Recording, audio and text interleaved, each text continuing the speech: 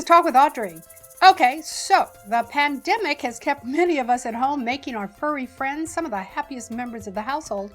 But on the flip side, I'll bet you that some of our pets are probably counting down the days until the kids go back to school and the offices reopen so that they can have the house to themselves. But either way, as we look to leave the house more, we should also think about starting to prepare our pets for this transition period. Joining me, pet behavior scientist at Purina, Dr. Ragen McGowan, and she has her tips to help address separation anxiety. Welcome. Thank you. Thank you for having me. Oh, I appreciate you joining me. Yeah, it's funny. I hadn't thought about that. I bet a lot of people aren't thinking about their pets and getting back to work. Yeah, we're all thinking about our own big transition back into the workplace or to school, but for our pets, we've pretty much disrupted their entire lives, and now they're very used to us staying at home. And as you said, for some pets, that's making them the happiest members. Like I have my two dogs here, Luna and Perry, with me on the couch. They've really had that extra opportunity to bond with us, but also we've completely disrupted the routine. So somehow we have to get them back onto a normal routine before we transition out of the household. Well, Luna and Perry are there with you. What have you noticed with your own pets and how they've been impacted by you being able to spend all this time at home with them? Yeah. So one positive impact is that I also have two children who are in virtual school right now. So they've been home with the pets too. And the pets have been a great influence on helping them with their schoolwork. So they've been involved in all of the videos that they need to make for school and many Zoom calls with their classmates, but also have helped to be reading partners when my children are working on their reading or to talk through math problems and things. The dogs have really been a good asset for that.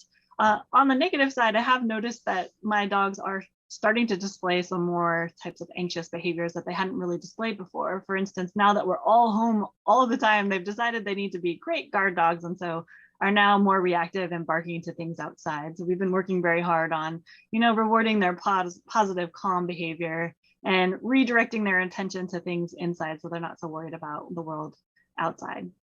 That's interesting. I guess you can't really prepare your pets for a pandemic, right? I mean, they're going, "Oh, what do you mean locked down? And what do you mean we can't go? And why are you wearing that thing on your face?" So, how can people prepare their pets for this transition that will eventually take place? Yeah, so specifically for the transition, remember that pets thrive on routine. So there's a few ways we can help them get acclimated to the new routine when the time comes. For example, start waking up early in the morning for walks and breakfast, just as you would before you were heading out of the house for work or school. Then start dinner and evening walks and routines at the same time that you would when you normally return from work. And while you're still at home, try to find reasons to leave the house throughout the day without your pet. So this will get them used to you being away again and also give them the opportunity to greet you and have that welcome home moment when you return. Well, those seem like easy things to do to start that transition. And it would be back to their normal schedule of sorts. So, how do you know then if your pet could be experiencing separation anxiety? So this is a little bit tricky, especially for those who've recently adopted pets during the pandemic and all their pets have ever known is life with them home all the time. So it'll be really important to look out for any big swings in your pet's behavior or changes, because transitioning back into the in-person school and work will be a big change for all of our pets. And some pets might start to show these sort of anxious behaviors like increased vocalization or any kind of unusual behavior, or sometimes even depression when we're back out of the house. So monitor your pet's behaviors, see if they're struggling emotionally. Indicators would be things like house soiling when usually they have really good bathroom etiquette, unwanted and unwarranted barking or howling or meowing, excessive chewing, or other sort of destructive behaviors, particularly around when you leave them alone or the family's out of the house. And the fish are probably in the fish tank going, "What the heck is going on?" Hopefully their routine hasn't changed too much, except maybe they have more onlookers during the day watching them. Oh, here's one. So, most of us humans probably gained a few pounds during the pandemic. Did your dogs gain weight?